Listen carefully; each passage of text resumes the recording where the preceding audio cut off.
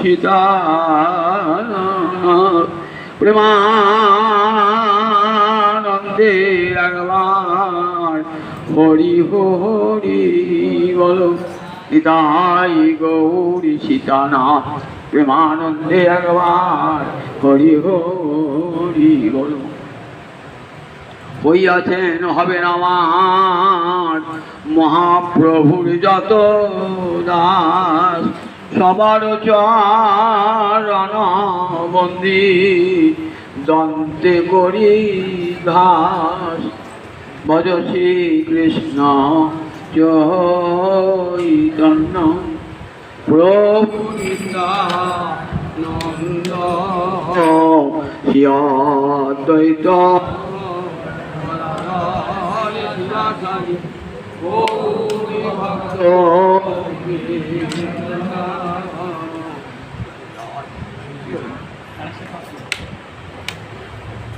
Hello ঠিক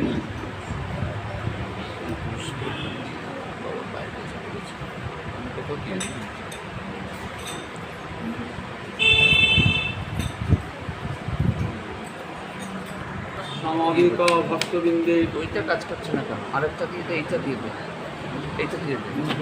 সামাজিক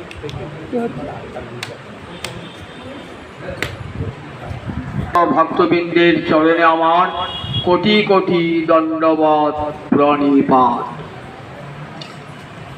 আজ এক পরম পুণ্য তিথিতে শ্রীধাম কাটোয়ার গোবিন্দ মন্দিরে আমরা সমবেত হয়েছি। এই তিথিটির কথা অনেকেই জানেন না, সেই জন্যে আমি বিশেষ করে আজকে আমার পাঠ ছিল না গোবিন্দ মন্দিরে, ইচ্ছা করি বলে আমি করব। কারণ শ্রী চৈতন্য চৈতামৃত তার জন্মজয়ন্তী সব জায়গায় পালিত হয়, কাটোয়ায় কেন হবে না? আমি যতদিন কাটোয়া আমার গোবিন্দ মন্দির বা গৌরাঙ্গ মন্দিরে পাঠ করেছে, আমি চৈতন্য চৈতামৃত জয়ন্তী করেছি। এই মাসটির নাম কি মাস বলুন দেখি? জ্যৈষ্ঠ মাস নয়, জ্যৈষ্ঠ মাস তো বাংলা পঞ্জিকা ত্রিবিক্রম মাস। আগের দিন বলেছি ত্রিবিক্রম মাস। ত্রিবিক্রম মানে তিনটে, বিক্রম মানে বিশেষ পদক্ষেপ, যা ক্রম মানে পদক্ষেপ, পা ফেলা। আর গোবিন্দের পা ফেলা তো আমার পা ফেলার মতো নয়, তাই বিশেষ বিক্রম। তিন পা, তিন পায়ে ঊর্ধ্বলোক, মধ্যলোক, অধোলোক। বলিকে যখন দান দিচ্ছেন, বলিকে তিন পা ভূমি চেয়েছিলেন তো, তার তিন পা ভূমি তো বলির নাই। একটা পায়ে চলে গেল একেবারে ব্রহ্মলোক পর্যন্ত, বৈকুণ্ঠের কাছাকাছি। আর একটা লোক চরণ চলে গেল পাতালের সর্বশেষ সীমান্ত, তার 14 ভুবন হয়ে গেল। পেটটি এত বিস্তার করলেন, উদরটি গোটা অন্তরিক্ষ জুড়ে গেল। এবার নাভি দেশ থেকে তৃতীয় চরণ বহির্গত হলো। কোথায় রাখবো বলি? বলি বলছে মাথা পেতে দিলাম হে, তোমার চরণ শিরে ধরিব বলে মাথা পেতে দিলাম হে। ওই কমলা বন্দিত চরণ আমার মাথায় দাও হে প্রভু। বলি মাথা পেতে দিলেন, ওই গোবিন্দ চরণ ধারণ করছে। ঋগ্বেদে একটা সূক্ত আছে, তার নাম বিষ্ণু সূক্ত। সেই বিষ্ণু সূক্তে ঋষিরা বলছেন ইদং বিষ্ণু বিচক্রমে ত্রেধা নিধদে পদম সংগ্রাম অশ্ব পাংশুরি। যে সূত্র থেকে আমরা বলি ওম বিষ্ণু তদ্বিষ্ণু পরমং পরম, সেই সূত্রেটি পরে বলা আছে ইদং বিষ্ণু বিচক্রমে। এই যে গোটা বিশ্ব দেখছেন না, বলে বিষ্ণুর পদবিক্ষেপ। তিন পা ভূমিতে এই অনন্তকোটি ব্রহ্মাণ্ডকে জুড়ে দিয়েছেন তিন পা ভূমিতে। অনন্তকোটি ব্রহ্মাণ্ড সমগ্র অশ্ব পাংশুরে তার চরণ ধুলি মাখা এই অনন্তকোটি ব্রহ্মাণ্ড, সেই চরণে দণ্ডবত প্রণতি জানাই। দণ্ডী কবি, দণ্ডী সংস্কৃত সাহিত্যে একজন বড় কবি। দশকুমার চরিত্রের প্রথমেই দণ্ডী গোবিন্দের চরণ দণ্ডের বন্দনা করেছেন। ছাতার যেমন দণ্ড থাকে, উপরে ছাতা থাকে আর দণ্ড থাকে, বলছেন দেখো ওহে বিশ্বের মানুষ, যদি আসো রোদ জলের হাত থেকে, বৃষ্টি বিপদ থেকে রক্ষা পেতে গেলে ছাতা ধরি তো, তা দেখো সংসারে কত বিপদ আপদ আসবে, তো দেখো এই গোবিন্দের চরণকে অবলম্বন করে দাঁড়াও, গোবিন্দ সব রক্ষা করে, সবাইকে রক্ষা করে। যেমন করে একদিন পাহাড় মাথায় ধরে ব্রজবাসীকে রক্ষা করেছিলেন। আজ এই সুন্দর জ্যৈষ্ঠ মাসের কৃষ্ণপক্ষের পঞ্চমী তিথি, কৃষ্ণপক্ষের জ্যৈষ্ঠ মাসের কৃষ্ণপক্ষের পঞ্চমী তিথিটি চৈতন্য চরিতামৃতের আবির্ভাব ঘটিয়েছিল। গ্রন্থকারী রচনা করতে 7 থেকে 10 বৎসর লেগেছিল।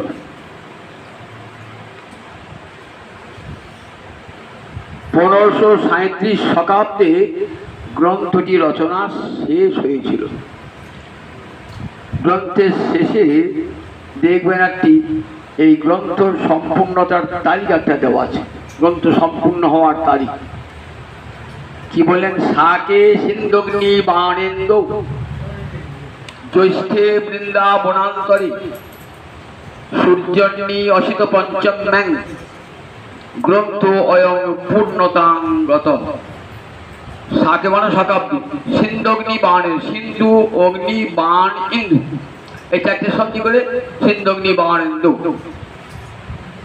অঙ্কানাঙ্গ বামত গতি, বাঁ দিক থেকে ধরতে হয়। ইন্দু মানে এক চাঁদ, একে চন্দ্র।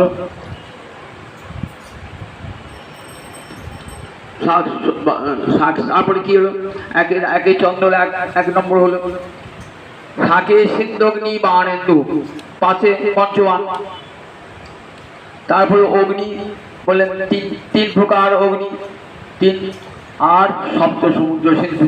তাহলে 1537 শতাব্দে এই গ্রন্থ রচনা শেষ হয়েছিল জ্যৈষ্ঠ মাসে বৃন্দাবনের বনান্ত, মানে বৃন্দাবনের ভিতরে। সূর্যে অন্নি মানে রবিবারে, অসিত পঞ্চম্যা মানে কৃষ্ণপক্ষের পঞ্চমী তিথিতে জ্যৈষ্ঠ মাসে রবিবারে এই গ্রন্থ রচনা শেষ হয়েছিল। তাহলে 1537 শতাব্দের সঙ্গে 78 বছর যোগ দিলে 1615 খ্রিস্টাব্দে এই গ্রন্থ রচিত রচনা শেষ হয়েছে। এই গ্রন্থ রচনার একটা বড় ইতিহাস আছে। আগে কবিরাজ গোস্বামীর জীবনীটা সংক্ষেপে আপনাদের শোনায়। কবিরাজ গোস্বামী পা চৈতন্য চরিতামৃতে বিশ্বের মাঝে ছড়িয়ে দিলেন। ছড়িয়ে দিয়ে বলছেন, শ্রোতাং শ্রোতাং নিত্যং গীয়তাং গীয়তাং মুদা চিন্ততাং চিন্ততাং ভক্তা চৈতন্য চরিতামৃতম। শ্রোতাং শ্রোতাং নিত্যং, প্রতিদিন বসে বসে শ্রবণ করুন আপনারা। গীয়তাং গীয়তাং মুদা, মুদা মানে আনন্দে, পরম আনন্দে গান করুন চৈতন্য চরিতামৃতের পয়ারগুলিকে। চিন্ততাং চিন্ততাং ভক্তা চৈতন্য চরিতামৃতম, আর প্রতিদিন অন্তরে চিন্তা করুন চৈতন্যের লীলা। চৈতন্য চরিত যেন অমৃতের সিন্ধু, কর্ণমোহন তৃপ্ত করে যার এক বিন্দু। চৈতন্য চরিতামৃত যেন অমৃতের সিন্ধু, অমৃতের সমুদ্র। বললেন এক বিন্দু পান করলি কর্ণ তৃপ্ত হবে, মনও তৃপ্ত হবে। আমি তো বেশি উপহার দিতে পারলাম না, আমি অতি ক্ষুদ্র জীবী পক্ষী রাঙা টুনি, সে জয়ছে পিয়ায় যথা সমুদ্রেরও পানি। কতদিন ভাবছেন, দেখুন কতদিন ভাবছেন কবিরাজ গোস্বামী পা নিজেকে। বলছে আমি একটা রাঙা টুনি পাখি, ছোট ছোট পাখি, তার ঠোঁট কতটুকু, এইটুকু ঠোঁট, বিরাট সমুদ্রের জল ঠোঁটটুকু একটু ধরে। ওই বিরাট চৈতন্যের অমৃত, চৈতন্যের চরিত্র অমৃত সিন্ধুর তুল্য, সেখান থেকে আমি এক বিন্দু আপনাদেরকে দান করলাম। এই কবিরাজ গোস্বামী বাড়ি দেখুন কাটোয়ার কাছে, কাটোয়ার আশেপাশে কত তীর্থ রয়েছে আমরা অনেকেই জানি না। একাদশী দিন কোথায় নাম সংকীর্তন হয় বলুন দেখি? বিজয়া দশমীর পর দিন এই ঝামরপুর বহরান, ওই দ্বাদশীর দিন তার প্রিয় ভাব করেছিল সে ঝামটপুরে মেলা বসে। বহরানের কাছে ঝামটপুর, নৈহাটির কাছে ঝামটপুর। এই ঝামটপুরে বৈদ্য বংশে অর্থাৎ কবিরাজ বৈদ্য শ্রেণী ব্রাহ্মণে পরি বৈদ্য, সেই বৈদ্য বংশে জন্ম, বৈদ্যরা চিকিৎসক, এই বংশে জন্ম হয়েছিল কবিরাজ গোস্বামী। পিতার নাম ছিল ভগীরথ, মায়ের নাম ছিল সুনন্দা। পিতার নাম ভগীরথ, মায়ের নাম সুনন্দা, বাড়ি ঝামটপুর। কবি যে জন্মেছিলেন এ সম্বন্ধে কোথাও কোনো প্রমাণ পাওয়া যায় না। যে প্রমাণগুলো পাওয়া যায় সেগুলো কোনোটাই ঐতিহাসিক সমর্থনযোগ্য নয়। তবে মোটামুটি আমরা আন্দাজ করতে পারি মহাপ্রভু 48 বছর প্রকট ছিলেন, 1486-তে আবির্ভাব, আর তার সঙ্গে 38 বছর যোগ করুন, তাহলে হবে 1533 কি 34 মহাপ্রভু প্রকট। এরই একটু আগে কিংবা একটু পরে কবিরাজ গোস্বামীর আবির্ভাব। কারণ তিনি গৌরহরির দর্শনও পান নাই, নিতাই চাঁদের দর্শনও পান নাই, অদ্বৈত প্রভুরও দর্শন পান নাই, পেলে তার উল্লেখ থাকত। কাজে পাওয়া যায় ওই সময়ে কিছু আগে বা কিছু পরে কবিরাজ গোস্বামীর পাদ জন্ম করেন। জন্মগ্রহণ করার কিছুদিন পরই তার পিতার মৃত্যু হয়। যখন 6 বছর বয়স, কবিরাজ গোস্বামীর একটা ভাই ছিল শ্যামদাস। যখন 6 বছর বয়স তখন ছেলের ভাইয়ের বয়স 4 বছর, পিতার মৃত্যু হল। বিধবা জননী দুটি অপগণ্ডকে নিয়ে কি করবে, সংসারে ভেসে বেড়াচ্ছে।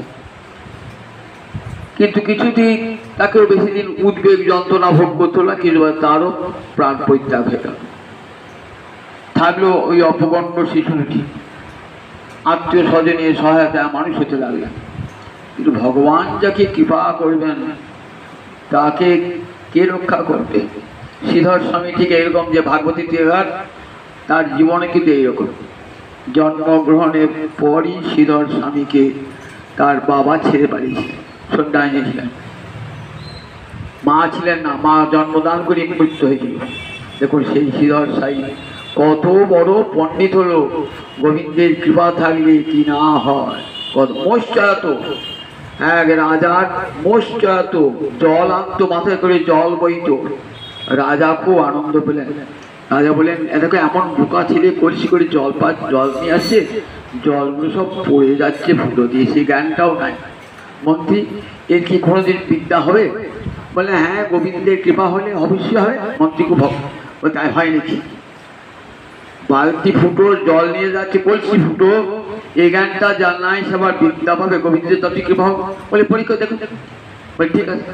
পরীক্ষা করে নিয়ে গিয়ে এক পণ্ডিতের কাছে ভর্তি করে দিলেন। নৃসিংহদেবের ভক্ত, প্রতিদিন পড়ানা নৃসিংহদেবের স্তুতি করার করতে করতে কালক্রমে কাশীধাম বিশাল পণ্ডিত হইলেন। কাশীধাম শ্রীমৎ ভাগবতের টিকা লিখলেন।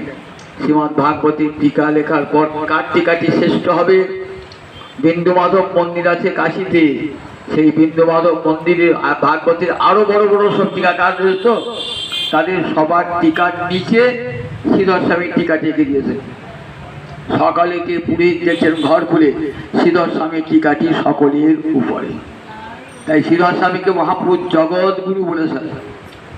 সেই শ্রীধর স্বামী দেখুন গোবিন্দের কৃপায় কত বড় হয়েছিলেন।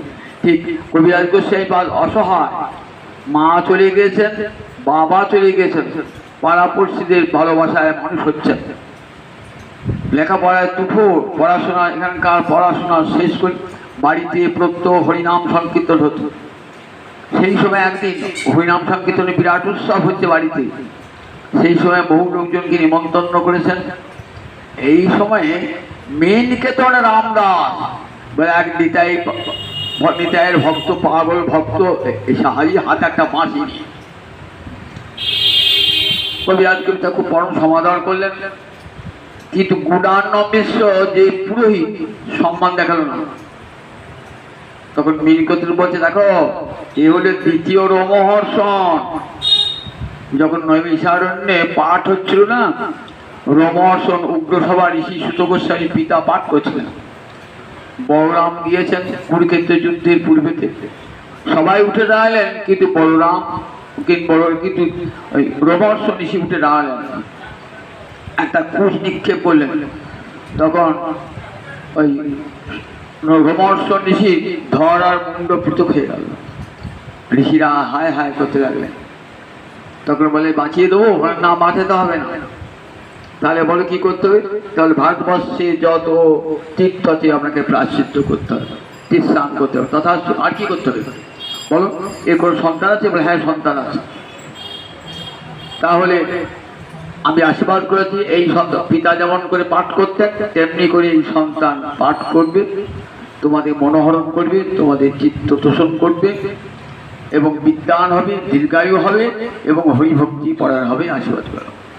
পরবর্তীকালে এই সুত গোস্বামী পাদ নৈমিষারণ্যে 60,000 ঋষির সভায় হরিকথা শুনিয়েছে। পিতা চলে গেল। গুণানন্দ মিশ্র সম্মান দান তো আছে, গুণানন্দ মিশ্র কিছু বললেন না।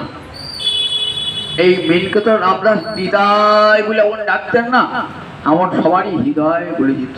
দিদাই বলে এমন ডাকতি হতো না, দিদাই পাগল। হাতে একটা বাঁশি থাকতো, কেউ প্রণাম করলে বাঁশি দিয়ে চাপড় মারত, আবার কারোর ঘাড়ে উঠে বলতো। কবিরাজ গোস্বামী ভাই শ্যামা দাস, তার সঙ্গে একদিন তর্ক লাগলো ওই উৎসবের সময়। কি তর্ক না? বললেন আমি গৌকে মানি কিন্তু নিতাইকে মানি না। বলে গৌকে মানো নিতাইকে মানো না? বলে জানো, একে মানো অপরে না মানো, তোমার হবে সর্বনাশ। দুই ভাই এক তনু সমান প্রকাশ। দু ভাই দেহ একটাই, দুই ভাই এক তনু সমান প্রকাশ। একে মানো অপরে মানো না, তোমার হবে সর্বনাশ। খুব মনটা খারাপ হলো। বৈষ্ণব তার বাঁশিটা ভেঙে দিয়ে পালালো। বৈষ্ণব চলে গেলেন বাড়ি থেকে। কবিরাজ গোস্বামী মনটা খুব খারাপ হলো যে বৈষ্ণব অপরাধ ঘটে গেল। পরম বৈষ্ণব কাঁদছেন, উৎসবের দিন অনুষ্ঠানের শেষে কাঁদছেন। রাত্রিবেলায় স্বপ্ন দেখছেন নিতাই চাঁদ শিওরে দাঁড়িয়ে এসেছে। অপূর্ব আজানুলম্বিত ভুজৌ, গৌরীতায়ের বটগাকে আজানুলম্বিত ভুজৌ কনকাবদাত সংকীর্তনৈক পীতরৌ কোমলায়তাক্ষু। আজানুলম্বিত বাহু, আকর্ণ বিস্তৃত নয়ন, বিশাল বক্ষ, একেবারে গৌর বর্ণ, অপূর্ব যেমন স্বর্গভ্রষ্ট দেবতা এসে দাঁড়িয়েছেন শিওরে। অপূর্ব রূপ দর্শন করেছেন, হল কুশল ধারণ করে আছেন। দর্শন করে যেই দর্শন করেছেন না, কবিরাজ গোস্বামী নয়ন জলে ভাসা হয়েছে, দুটি চরণে প্রণাম জানিয়েছেন। অয়ে অয়ে নিত্যানন্দ, অয়ে অয়ে কৃষ্ণদাস, না করিহ ভয়, বৃন্দাবনে যাহ তাহা সর্বলভ্য হয়। যে নিতাই চাঁদকে অপমান করেছে তার জন্য কত অন্তরে ব্যথা, নিতাই চাঁদ বুঝতে পেরেছে। বুঝবে তোর কোনো ভয় নাই। অহে অহে কৃষ্ণদাস, না করিয়া হয়, বৃন্দাবনে যাহ তাহা সর্বলভ্য হয়। তখন 22-24 বছর বয়স। শনি সকালবেলাতে ভাইয়ের কি হবে, সংসারে কেউ কোনো চিন্তাই করলেন না। একবারে ছুটলেন বৃন্দাবনের পথে। হেঁটে হেঁটে হেঁটে হেঁটে কতদিন পরে বৃন্দাবনের উঠলেন। সেখানে 6 গোস্বামীর সাক্ষাৎ হলো। জয় জয় রূপ সনাতন ভট্ট রঘুনাথ, শ্রীজীব গোপাল ভট্ট দাস রঘুনাথ। এই 6 গুরুই আমার শিক্ষা গুরু। এই 6 গোস্বামী আমার শিক্ষা গুরু। এদের চরণ তলে নিজেকে আমি বিকিয়ে দিলাম, আমি তোমাদের দাস বলি। বড় মহাদেব তারা গ্রহণ করলেন এবং বললেন তুমি রাধাকুণ্ডের তীরে থাকবে। কার সেবা করবে? রঘুনাথ দাস গোস্বামীর সেবা করবে। রাধাকুণ্ডের তীরে ভজন কুটির, সেখানে দিবারাত্র হার আধে বলে নয়ন জলে, রাধানি একবার দেখা দাও, আমি যে তোমার দাসী, আমি যে তোমায় ডাকছি, একবার দেখা দেবে না? ন জীবামি তয়াবি না। ওগো রাধানি, তোমার এই গোবিন্দ বন্দিত চরণ একবার যদি না দেখতে পাই আমি যে বাঁচবো না, দেখা দাও দেখা দাও। দিনরাত কান্ত নয়ন জলে, ক্ষুধা তৃষ্ণা কিছুই নাই, কেবল ওই রাধাকুণ্ডের তীরে বসে হার আধে বলে ভাব করে। শীত নাই, গ্রীষ্ম নাই, দুপুর নাই, বর্ষা নাই, চলেছে। দেখুন রাধারানী এমন কৃপা না, গ্রীষ্মকালে প্রচণ্ড মার্তণ্ড তাপ, তার মাঝে সেখানে বসে হারাদি কাঁদছে। রাধারানী তার শাড়ির আঁচলটি দিয়ে রঘুনাথকে রক্ষা করছে। রঘুনাথ জানতেই পারছেন না যে প্রচণ্ড মার্তণ্ড তাপ লেগেছে, অনেক বয়স হয়ে গেছে। সহস্র দণ্ডবত, কোটি কোটি বৈষ্ণবকে প্রণাম। প্রতিদিন তার ব্রত ছিল। রঘুনাথের নিয়ম যেন পাষাণের রেখা, দিনান্তে সামান্য একটু ঘোল মাঠা কে কাটত, ভজনানন্দে অন্তরটা ভরপুর। আজও যারা বৃন্দাবনে দেখবেন দাস গোস্বামী পীঠ একবার আধা কুণ্ডের তীরেতে সেখানে হরিনাম সংকীর্তন হচ্ছে। সেই দাস গোস্বামী বলেন তুমি সেবা করো, তোমার দেখো তুমি নবীন যুবক, দাস গোস্বামী সেবা করো, তোমার জীবন ধন্য হবে। দাস গোস্বামী সেবা করতে লাগলেন। আর দাস গোস্বামী কাঁদতেন দিনরাত গৌরাঙ্গ বিরহে, রাধারানী বিরহে। মহাপ্রভু অপ্রকট সর্বদামোদর চলে গেছেন, তাকে নিয়ে থাকবেন। প্রাণ বিসর্জন দেওয়ার জন্য বৃন্দাবনে এসেছে, দেহটা বৃন্দাবনী। কারণ গৌর হইত আমাকে বৃন্দাবনে রাধারানীর চরণে দিয়ে গেছিল, গুঞ্জা বালা দিয়েছিল, আর একটা গিরি গোবর্ধনের শিলা দিয়েছিল। তাই ভাবলেন আমাকে তুই গোবর্ধনে থাকবি আর রাধারানীর চরণ সেবা করবি। এই বলে ছোট্ট গেলেন পাগল হয়ে, মনে ভাবছেন আর গৌর বিরহে প্রাণ যায় যায়, প্রাণ যায় যায়। তখন গোবর্ধন পর্বতের পাহাড় থেকে ভাবছেন নিক্ষেপ করে প্রাণ পরিত্যাগ করবে। এমন সময় একদিকে রূপ, একদিকে সাথে চেপে ধরেছে। দেখো রঘুনাথ, এ দেহ আর তোমার নয়। যেদিন গৌর হরির চরণে সমর্পণ করেছ সেদিন থেকে গৌর হরির দেহ, এ দেহ আর ত্যাগ করার অধিকার তোমার নাই। চলো, দেহত্যাগে কখনো কৃষ্ণ পাওয়া যায় না। মহাপ্রভু মুখেই তো শুনেছ, সনাতন আমি তো দেহত্যাগ করতে গেছিলাম। মহাপ্রভু বলছেন দেহত্যাগে কৃষ্ণ পাওয়া যায় না। যদি দেহত্যাগে কৃষ্ণ পাওয়া যেত, আমি কোটি কোটি বার দেহত্যাগ করতাম, দেহত্যাগ করে কৃষ্ণ পেতাম। কৃষ্ণ পাওয়া যায় ভজনে। যাও কৃষ্ণ ভজন করে রাধাকুণ্ডের তীরে এই তোমার স্থান থাকে। রাধাকুণ্ডের তীরে সেই ভজন মগ্ন হয়ে রয়েছেন। এমনই উপরে কোনো আচ্ছাদন পর্যন্ত নাই, আর চতুর্দিকে বাঘ সিংহ ঘুরে বেড়াচ্ছে। একদিন রূপ গোস্বামী পাদ দেখলেন বাবা সিংহটা হাঁ করে আছে, আর সেগুলো ওটা ভূক্ষেপী নাই যে সিংহ আছে কি বাঘ আছে। তখন কয়েকজন ব্রজবাসীকে বলে একটা পুরে ঘর নির্মাণ করবেন, সেখানে থাকতেন রঘুনাথ দাস গোস্বামী। আর কবিরাজ গোস্বামী সেবা করতেন, গুনগুন করে গান করতেন। রঘুনাথ দাস গোস্বামী মহাপ্রভু অন্তিম লীলা শুনতেন, কত কথা শুনতেন ওই রঘুনাথ দাস গোস্বামী মুখে শুনতেন। কবিরাজ গোস্বামী এর আগে দুখানি গ্রন্থ লিখেছিলেন। বৃন্দাবনে গিয়ে ছয় গোস্বামীর কাছে এদিক তো পড়াশোনায় সুপণ্ডিত ছিলেন, আবার বৃন্দাবনে গিয়ে ভক্তিশাস্ত্র শিক্ষা করে তার একদিকে ভক্তি আর একদিকে পাণ্ডিত্য দুয়ের এমন মিলন মণিকাঞ্চন যোগ হল। মহাপ্রভু লীলা বর্ণনা যখন শুনতেন, কানে পেতে শুনতেন, মনে ভাবতেন যে এগুলি লিখে রাখলে পরে জগতের জীব জানতে পারবে। কিন্তু আমি তো অনেক বুড়ো হয়ে গেছি, পীড়িত হয়ে গেছি, আর লেখবার ক্ষমতাও তো আমার নাই। বৃন্দাবনে তখন কি পাঠ হতো? বৃন্দাবনে গোবিন্দ মন্দির, জানেন সবাই বৃন্দাবনে গোবিন্দ মন্দির। সেই গোবিন্দ মন্দিরে বসে বসে পাঠ করতেন হরিদাস পণ্ডিত। ইনি হলেন গদাধর পণ্ডিতের অনুশিষ্য, অর্থাৎ গদাধর পণ্ডিত শিষ্য অনন্তাচার্য, অনন্তাচার্যের শিষ্য হরিদাস পণ্ডিত। যেমন রূপ তেমনি গুণ, বৈষ্ণবের অনন্ত গুণ না। যস্যাস্তি ভক্তি ভগবতী অকিঞ্চনা, সর্বই গুণৈস্তত্র সমাসতে সুরা। অকিঞ্চন কৃষ্ণ ভক্তে কি হয়? গোবিন্দের যত গুণ সঞ্চারিত হয়ে যায়, সব দেবতারা আপন আপন গুণ নিয়ে ওই ভক্তের শরীরে বাস করে। তাই কত গুণগান প্রতিদিন পাঠ করতেন, আর কত সমস্ত বৈষ্ণব শুনতেন বসে বসে মহাপ্রভুর কথা। কার লেখা? বৃন্দাবন দাসের চৈতন্য মঙ্গল। তখন গ্রন্থ রাম চৈতন্য ভাগবত হয় নাই, গ্রন্থের নাম ছিল চৈতন্য মঙ্গল। আরে বুড়ো লোক শোনো চৈতন্য মঙ্গল। যার শোভনে নাশে সর্ব অমঙ্গল। বলে মূললোক শোনো, দেখো বৃন্দা এমন মনুষ্য রচিত নারী ওইছে গ্রন্থ ধন্য, বৃন্দাবন দাস মুখী বক্তা শ্রী চৈতন্য। দেখেছেন তো মানুষের কত মুদ্রা দান করতে পারে, যে আমি তার চেয়ে ভালো বই লিখছি একথা কোনো জায়গায় বলেন নাই। সবাইকে বলছেন আরে বুড়ো শোনো শোনো চৈতন্য মঙ্গল, যার শোভনে নাশে সর্ব অমঙ্গল। চৈতন্য লীলার ব্যাস বৃন্দাবন দাস, কৃষ্ণ লীলার দাস বেদব্যাস হলেন কৃষ্ণদৈপায়ন বেদব্যাস, আর চৈতন্য লীলার ব্যাস হলেন বৃন্দাবন দাস। কত বড় সম্মান দান করে গেছে। কিন্তু ওই চৈতন্য ভাগবত পড়ে দেখবেন যে মহাপ্রভুর অন্তলীলা, যেটি পরম দিব্যন্মাদ লীলা, রাধারানীর ভাবে ভাবিত হয়ে দিবারাত্র কাঞ্চন গম্ভীরায় হা কৃষ্ণ বলে কাঞ্চন।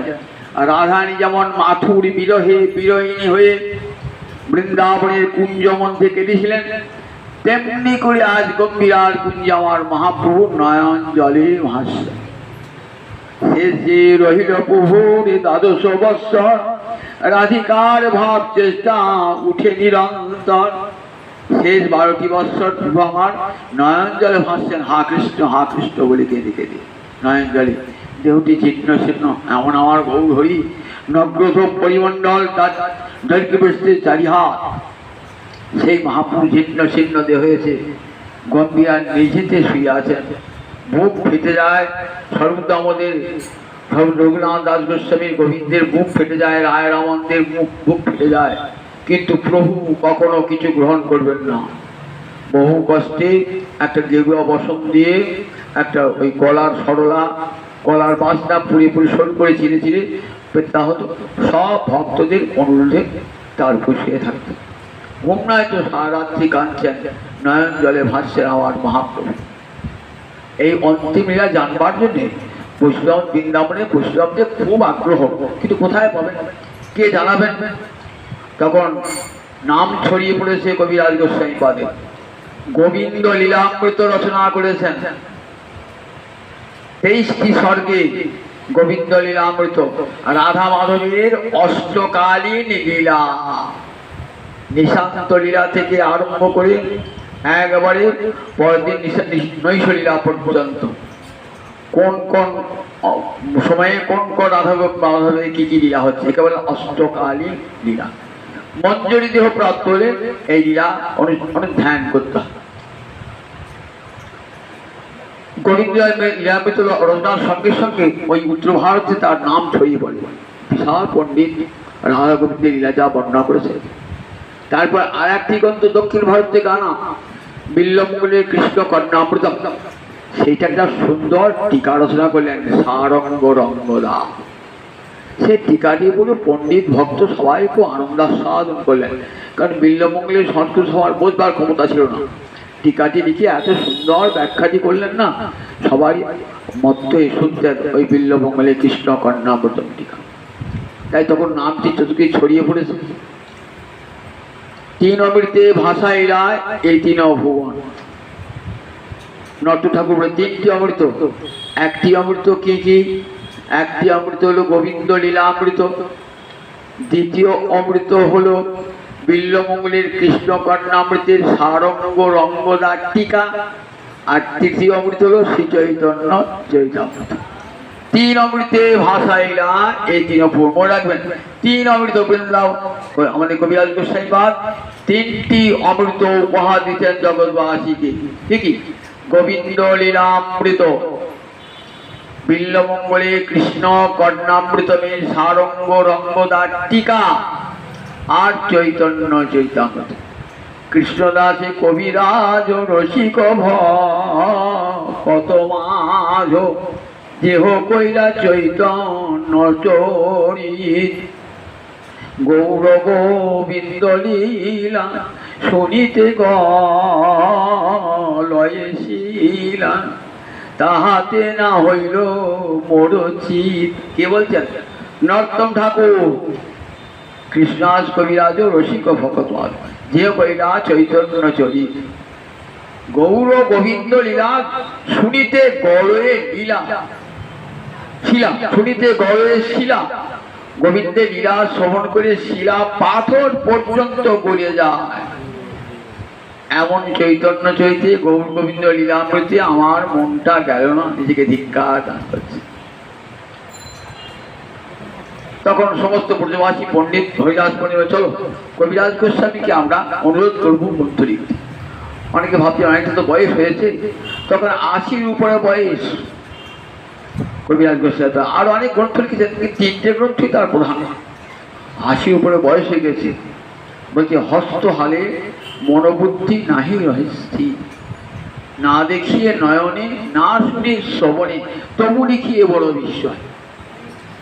চোখে ভালো করে দেখতে পাই না, কানে ভালো করে শুনতে পাই না, ভালো করে পায়ে হাঁটতে পারি না, হাত দুটো সব সময় কাঁপে, পঞ্চরোগের পীড়ায় আবার শরীর আকুল।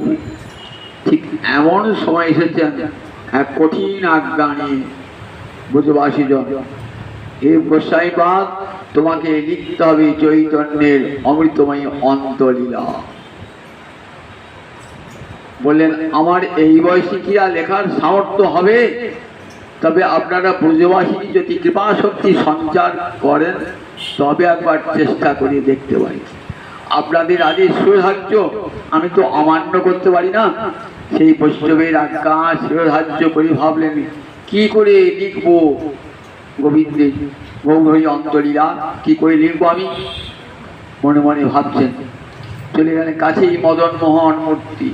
মদন মোহন দেখেছেন তো, যমুনার তীরে মদন মোহনের মূর্তি আছে, সাঁতারের সহিত মদন মোহন। তাসাম আমি পুচ্ছৌড়ি স্বয়মান মুখাম্বুজ পীতাম্বর ধরসগি সাক্ষাৎ মনমত মনমত। ভাগবত বলছেন মদন অপ্রাকৃত মদন, এই প্রাকৃত মদনের মনকে মোচিত করে দেয়। মদন ভাবে আমিও যেন ব্রজগোপী হয়ে গোবিন্দের চরণে আত্মসমর্পণ করতে পারি। আমার কি রূপ! মদনের গর্ব খান খান হয়ে গিয়েছিল সেদিন রাশের দিনেতে। তাই অপ্রাকৃত মদন মোহন সেই অপূর্ব রূপ কবিরাজকে সেই প্রতিদিন যেতেন ওই সনাতন গোস্বামী সেবিত মদন মোহন বিগ্রহ দর্শন করতে করতে। অপূর্ব রূপ দর্শন করে না নয়ন ঘোরানো যায় না। সেইখানে গিয়ে বলছেন হে মদন মোহন, বৈষ্ণবরা আমাকে কঠিন আজ্ঞা করেছে। এই বুড়ো বয়সে আমি চোখে দেখতে পাই না, কানে শুনতে পাই না, ভালো করে পায়ে চলতে পারি না, হাত কাঁপে, দিবারাত্র রোগে ভুগছি, কি করে লিখবো গৌরহরির অন্তিম লীলা? এই বলে চরণে দণ্ডবাদ প্রণাম জানিয়েছেন। গোসাই দাস পূজারী ছিলেন সেবক। দেখছেন যখন কবিরাজ গোস্বামীর নয়ন জলে ভাসতে ভাসতে মদন মোহনের আজ্ঞা চাইছেন না, ওই মদন মোহনের গলা থেকে একটা মালা খসে পড়ল। গোস্বামী দাস পূজারী মালাটা নিয়ে এসে কবিরাজ গোস্বামী গলায় পরিয়ে দিলেন। বলেন আজ্ঞা মালা পেলাম, মদন মোহন আমাকে আজ্ঞা দিল, তুই লিখবি না তো কে লিখবে? তুই লেখ। আমার আশীর্বাদে আমার কৃপায় তোকে শক্তি সঞ্চার করলাম, তুই যা লিখবি তা বিশ্ব বন্দিত হবে, বিশ্ব বন্দিত হবে। বিশ্বের পণ্ডিতেরা চমৎকৃত হয়ে যাবে, বিস্মিত হয়ে যাবে। এত বড় প্রতিভা তোর মধ্যে লুকিয়ে আছে, তার প্রকাশ হবে। ওই মন্দিরে বসে মঙ্গলাচরণ শ্লোক লিখতে আরম্ভ করলেন, ওই মন্দিরে বসে। তারপর ধরুন এতদিন দীর্ঘদিন সময় লেগেছে এই গ্রন্থ রচনা করতে, প্রায় 7 থেকে 10 বছর ধরে গ্রন্থ রচনা করছে। রচনা করতে করতে পূর্বসূরি চৈতন্য ভাগবতী সব পড়েছিলেন, তাতেও চৈতন্য লীলা অনেক শুনেছিলেন। কবি কর্ণপুরের চৈতন্য চন্দ্রোদয় নাটক, মুরারিগুপ্তের শ্রী চৈতন্য চরিতামৃতম মহাকাব্য, কবি কর্ণপুরে শ্রী চৈতন্য চরিতামৃতম মহাকাব্য, সর্বদামোদরের কর্চা, এগুলি সব গ্রন্থগুলি আয়ত্ত করলেন। সেই সঙ্গে রঘুনাথ দাস গোস্বামীর মুখ থেকে অন্তলীলা শ্রবণ এবং রূপ সনাতন এরা যারা গৌরাঙ্গ দর্শন করেছেন তাদের কাছ থেকে গৌরাঙ্গ হরি বিবরণ নিয়ে গ্রন্থ লিখতে শুরু করলেন। বলছেন যেখানে যেখানে বৃন্দাবন দাস লিখেছেন সেখানে উনি আর কলম চালান নাই। বলে তাহলে বৃন্দাবন দাসের অমর্যাদা হবে। যেখানে যেখানে তিনি লেখেন নাই, আমি সামান্য সূত্র ধরেছেন, আমি সেইখানটা একটু বিস্তার করবো মাত্র। আর যে লীলাগুলি বৃন্দাবন দাস উল্লেখ করেছেন সেগুলি আর কবিরাজ গোসাইপাদ উল্লেখ করেন।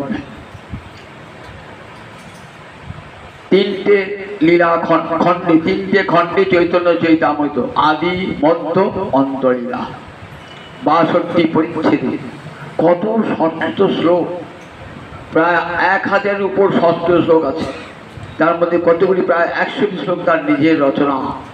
এটি যারা পড়েছেন চৈতন্য চৈতামৃত তারা অবাক হয়ে যাবেন যে কবিরাজ গোস্বামীর ভিতরে এত জ্ঞান কেমন করে বিরাজ করে। বিদ্যার জাহাজ বললেও বোধহয় হবে না, বিদ্যার জাহাজ বললো। ভারতবর্ষের এমন বৈদিক শাস্ত্র নাই যা তিনি পড়েন নাই। বেদ, রামায়ণ, মহাভারত, তন্ত্রশাস্ত্র, ছন্দ, অলঙ্কার, ব্যাকরণ, সব তার জ্যোতিষশাস্ত্র, সব তার যেন নখ দর্পণে। ভাবলে অবাক হতে হয় যে একটা মানুষের এত বড় পাণ্ডিত্য কেমন করে হয়। চৈতন্য চৈতন্য পড়লেই বুঝতে পারবেন যে এমন জগৎ বিখ্যাত। আর দ্বিতীয় নয়, কলকাতা বিশ্ববিদ্যালয়ের অধ্যাপক অসিত বন্দ্যোপাধ্যায় বললেন, বিশ্বে যদি 10টা শ্রেষ্ঠ গ্রন্থ থাকে তাহলে চৈতন্য চৈতামৃত একটি, তাদের মধ্যে একটি চৈতন্য চৈতামৃত। এতখানি পড়ে তার মুগ্ধ হয়ে গেছে চৈতন্য চৈতামৃত। চৈতন্য লীলা তো অন্যান্য লীলাগুলো সংক্ষেপে বর্ণনা করলেন। মূল লক্ষ্য কোথায় না, মহাপ্রভুর অন্তিম লীলা, শেষ 18 বছরের যে লীলা, এবং 18 বছরের মধ্যে 6 বছর ভারতবর্ষে পরিভ্রমণ করেছেন বিভিন্ন জায়গাতে, আর শেষ 12টি বছর গম্ভীরায় চোখের জলে ভেসেছেন। এই লীলাটি জানবার জন্য আগ্রহ ছিল। মধ্যলীলায় লিখছেন যে দেখি থাকে যদি আয়ু শেষ, বিস্তারিব লীলা শেষ। যদি বেঁচে থাকি তাহলে সবটা লিখব, হ্যাঁ, যদি আমার গৌরাঙ্গের কৃপা হয় লিখব।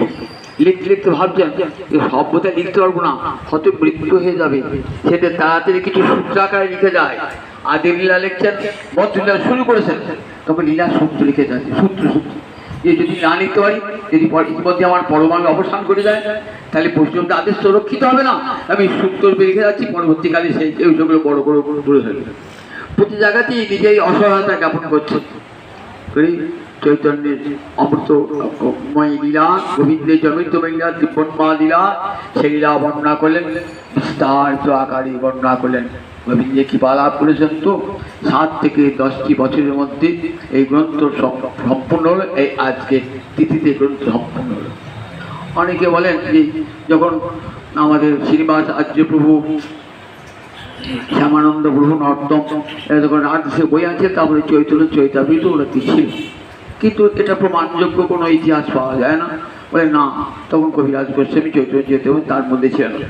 অনেক একটা জনশ্রুতি, কবিরাজ কবি শুনলেন গ্রন্থ চুরিয়ে গিয়েছে, তখন সঙ্গে সঙ্গে রাধাকুণ্ডে ঝাঁপ দিলেন। বলে দেখো রাধাকুণ্ড চলতে পারছেন না ভালো করে লোকটা, রাধাকুণ্ডে তার দাঁড়িয়ে ঝাঁপ দেবেন কেমন করে? আর তিনি জানেন অত্যন্ত মহাপাপ, কখনো তা করবেন না। কাজে এইগুলি সব কিংবদন্তির জনশ্রুতি আছে।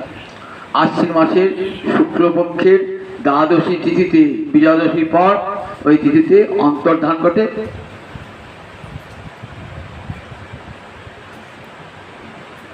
ওই তিথিটা সেই জন্য আজও পালিত হয়। আশ্বিন মাসের শুক্লপক্ষের দ্বাদশী তিথি আমাদের কবিরাজ গোস্বামী পাঠ তাদের তিরোভাব তিথি। এই গ্রন্থ রচনা করে বিশ্ববাসীকে উপহার দান করলেন, এই 3টি অমৃত দান করলেন। কবিরাজ গোস্বামীর সম্বন্ধে আর কোনো বিস্তার বিবরণ কোনো জায়গায় রেখে যান নাই, কারণ আগেকার দিনে পণ্ডিতেরা চাইতেন কখন আত্মপ্রচার করতে চাইতেন না, নিজের কোনো নাম ধাম থাকুক, প্রচার হোক, এটা চাইতেন না। নিজের বাবা মার নামটি খুঁজে বার করতে হয়, এছাড়া নিজের জীবনে আর কোনো পরিচয় পাওয়া যায় না। আর সেই জীবন ওখানেই কাটিয়েছেন। রাধাকুণ্ডের তীরে তার সমাধি আছে, যে এখনো গেলে সবাই দেখতে পাবে রাধাকুণ্ডের তীরে তার সমাধি রয়েছে। আজ এই শুভ দিনে আর একটু মহান পুরুষের আজকে তিরোভাব পড়েছিল রায় রামানন্দ। আপনারা অনেকেই শুনেছেন রায় রামানন্দের কথা। পঞ্চপুত্র সঙ্গে ভজে রায় ভবানন্দ, তিন পুত্র সঙ্গে নাচে সেন শিবানন্দ। এই রায় ভবানন্দের পুত্র ছিলেন রামানন্দ রায়। এই উপাধিকে বুঝতে পারছেন যে বাঙালি ছিলেন এরা, বর্ধমানে বসবাস ছিল। পরবর্তীকালে উড়িষ্যার রাজা নিয়ে যান এবং রায় রামানন্দকে এত বুদ্ধিমান এবং বিদ্বান, তাকে একটা রাজ্যে একটা অঞ্চলে গভর্নর রাজ্যপাল হিসাবে নিয়োগ করেন। যখন মহাপ্রভু দক্ষিণে যান না, তখন পণ্ডিত সার্বভৌম বললেন তুমি যখন দক্ষিণে যাচ্ছ তখন দক্ষিণে গোদাবরী তীরে রায় রামানন্দ আছে, তুমি তার সঙ্গে সাক্ষাৎ করবে। চৈতন্য চৈতামৃতে দেখবেন ওই মধ্যলীলার অষ্টম পরিচ্ছেদে আছে সাধ্য সাধন তত্ত্বলীলা, যেখানে ওই আমাদের রায় রামানন্দ মিলনের কথা বলা আছে। সেখানে রায় রামানন্দ মিলনের কথা বর্ণিত হয়েছে। রায় 10 দিন ব্যাপী রায় রামানন্দের সঙ্গে সাধ্য সাধন তত্ত্বের আলোচনা।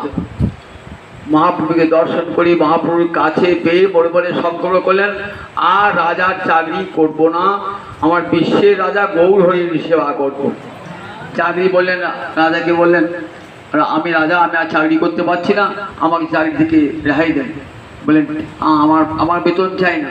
বললেন না, তোমার যা বেতন তাই তুমি পাবে, তুমি আমার হয়ে একটি উপকার করবে। কি উপকার? না গৌর হরি যেন আমাকে কৃপা করে, জগতে সবাইকে কৃপা করছে আমাকে। বলেন ঠিক আছে। দেখবেন মহাপ্রভুকে এসে বারবার নিবেদন করছে যে প্রভু আমরা প্রতাপরুদ্রকে কৃপা করো। তুই ভাবছো রাজা বিষয়ের অন্ন খাইলে মলিন হয় মন, মলিন চিত্তেতে না হয় শ্রীকৃষ্ণ স্মরণ। কৃষ্ণ ভক্ত কখনো ধনীর গৃহে যাবেন না, কাঙাল সেজে অর্থ সংগ্রহ করবার জন্য যাবেন না, কখনো যাবেন না। যদি যথার্থ কৃষ্ণ ভক্ত হন তাহলে কোনোদিনই যাবেন না। তাই মহাপ্রভু জগৎকে শিক্ষা দিয়েছেন। তো আমি যদি রাজবাড়ি থেকে বসে থাকি রাজার অনুগ্রহ করে, দেখো তোমাদের ঠাকুর তো রাজবাড়ি থেকে রাজার অনুগ্রহ পাচ্ছেন, কিন্তু প্রতাপরুদ্র সেরকম রাজা নন, কিন্তু বিষয় হলো পরম বৈষ্ণব। পরম বৈষ্ণব কিছুতেই কৃপা করবেন না প্রতাপরুদ্রকে। বলছেন দেখো তোমরা যদি জোরাজুরি করো আমি থাকবো না পুরীতে, আমি চলে যাব আলালনাথে। কেউ আর কিছু বলতেও পারেন না। শেষে নিতাই চাঁদের কৃপা হলো। রথের দিন দেখলেন রাজা নিজ হস্তে ওই ঝাড়ুদার সে সোনার ঝাঁটায় ঝাড় দিচ্ছে, রাজা হয়ে নিষ্কার, মনে মনে খুব আনন্দ। প্রতাপরুদ্র তো জন্ম জন্মান্তরের সেবক, তার রাজা ইন্দ্রদুম্নাথ প্রতাপরুদ্র হয়েছেন, কৃপা তাকে করবেন তুই জগৎকে শিক্ষা দিয়ে। যখন বড় লোক ভেবে তার অনুগ্রহ পেতে চেও না, এটা জগৎকে দেখাবার জন্য। আপনি আচরি ধর্ম জীবের শেখায়। এখন যেমন সাধুরা দেখবেন বড় লোকদের গিয়ে ছুটে যায়, সেখানে কি টাকা পয়সা পায় বলে বড় লোকদের গিয়ে বড় লোকদের আকর্ষণ থাকে, যাতে না হয়। যার জন্য মহাপ্রভু দেখুন তারা কত ঐশ্বর্য রূপ সনাতন সব ছেড়ে দিয়ে পালিয়ে তারা রাজগিরে যাবেন কি জন্যে? কেন রাজগিরে যাবেন? তাহলে কি ছিল না? রাজার চেয়েও তারা অনেক বেশি ঐশ্বর্য ছিল, সব ছেড়ে দিয়ে পালিয়েছেন। রাজর্ষি ভরত, রাজা ভগীরথ সর্বস্ব পরিত্যাগ করে হা কৃষ্ণ বলে গোবিন্দ বলে কেটেছেন কোথায় গণ্ডকী নদীতে পুরো আশ্রমেতে। দেখুন এরা কোনোদিন ওই ধনী জগৎকে শিক্ষা দান করবার দিন পরে প্রতাপরুদ্রকে কৃপা করেছেন। এই রায় রামানন্দ জানি রায় রামন বলে ঠিক আছে তুমি পুত্রকে নিয়ে এসো। পুত্রকে নিয়ে এলেন, একবারে কৃষ্ণ সাজিয়ে পুত্রকে নেন, কৃষ্ণকে পুত্রকে আলিঙ্গন করলেন। রাজা প্রতাপরুদ্র বলেন যাক আবার পুত্রকে তো কৃপা করেছে। এরপরে কৃপাটি হয়েছিল এই রায় রামানন্দের জন্যে কৃপাটি হয়েছিল। আজ সেই রায় রামানন্দের পঞ্চপুত্র সঙ্গে ভজে রায় ভবানন্দ, তারই পুত্র রায় রামানন্দেরও আজ তিরোভাব তিথি। তাই রায় রামানন্দের চরণ কোটি কোটি প্রণাম জানাই, কৃরাজ কবিরাজের চরণে কোটি কোটি প্রণাম জানাই। তার রচিত চৈতন্য চৈতামৃত যা বিশ্বের বিস্ময়, সেই চৈতন্য চৈতামৃতকে বারবার বন্দনা করি। চৈতন্য চৈতামৃত কি জয়, চৈতন্য চৈতামৃত কি জয়, শ্রীকৃষ্ণ চৈতন্য চৈতামৃত কি জয়, কৃষ্ণদাস কবিরাজ কি জয়, কৃষ্ণদাস কবিরাজ কি জয়, কৃষ্ণদাস কবিরাজ কি জয়, রায় রামানন্দ কি জয়, রায় রামানন্দ কি জয়, রায় রামানন্দ কি জয়, সমস্ত গৌর ভক্তবৃন্দ কি জয়।